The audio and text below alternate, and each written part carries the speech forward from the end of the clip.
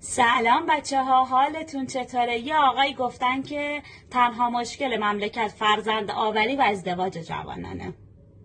داداش من، شورتتو بپوش، یه خورده به بقیه مسائلم فکر کن، یه خورده تمرکز کن. میدونم سخته برات، ولی ببین یه سری اعضای بدن به جز ناحیه خشتک انسان وجود داره. ببین مثلا یه خورده یه کوچولو بیا بالاتر از خشتک، یه جایی هست به اسم شکم. معده انسان نباید خالی باشه، باید مردم غذای خوب بخورن. اونا رو میخوای مثلا به اونم فکر کنی، شاید مشکل داشته باشه. من میفهمم که تنها دغدغه شما خشتک جوانانه. متوجهم که هیچ چیزی از خشتک جوان پاک آریایی اهمیتش بیشتر نیست، اما به بقیه مسائل هم فکر کن. به مثلا چشم نباید دریوری صدا سیما رو ببینه، گوش نباید موسیقی آشغال بشنوه.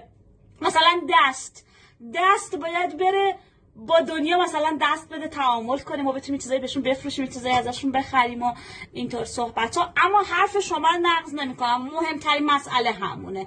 جوان آریایی باید بتونه آرامش خشتکی داشته باشه، اما جوان آریایی اگر جیبش خالی باشه نمیتونه این آرامش. به اونا میخوای فکر کن. میدونم اصلا به شما مربوط نیست، میدونم اصلا در حوزه تخصصیشو، ولی به اونم فکر کن. تو رو خدا مرسی، قربونت برم که انقدر به فکر جوانانی.